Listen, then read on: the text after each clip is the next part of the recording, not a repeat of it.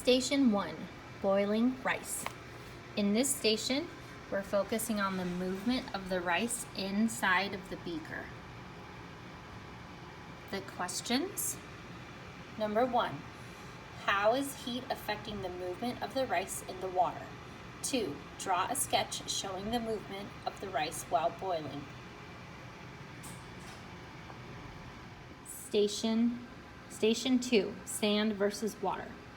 Number 1, write down and label the temperatures of the water and the sand. And in this case, the surface of the sand. So looking at our setup, we've got water and a thermometer in the water.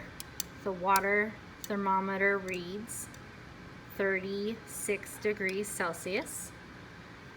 And the temperature of the surface of the sand reads 40 degrees Celsius. Question 2, why do you think the temperatures are different? Question 3, are they each receiving the same amount of heat from the heat lamp? Station 2. Station 3, water boiling. Number 1, observe what's happening to the water. What is happening to the particles of water? Is the water taking in heat or releasing heat? Explain your answer. So here's our hot plate with our water that's boiling. Station 3, water boiling. Station 4, hand boiler. Number 1, carefully pick up the glass container and hold the bulb in your palm. What happens? Number 2, why does this happen? Explain. The hand boiler.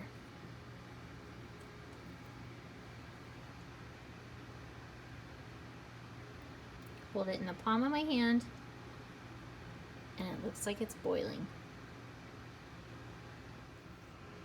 Station 5, melting ice. Observe the ice on each of the 2 blocks. Ice cube for one, ice cube for the other. I'll put a little more just so we can really see it.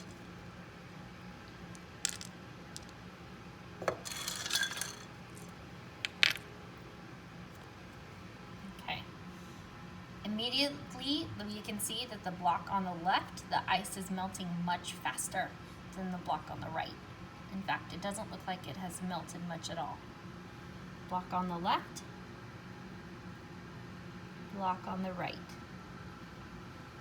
So number 1, what's happening on each block? Number 2, why do you think the ice is acting different on the 2 blocks? What could be causing this? Explain. Station 5, melting ice. Station 6, wood versus metal. Place your hands on each of the objects at the same time. What do you feel? 2, what do you think, or why do you think there is a difference? So I'm gonna hold I've got a metal copper block and I've got a wood block. If I hold them both in my hand at the same time, I can feel that the copper metal block feels much colder than the block of wood. And so they're in the same room, they're on the same counter, so they're exposed to the same amount of the heat energy in the atmosphere, or in our room rather, but the metal block feels much colder in my hand than the wood block.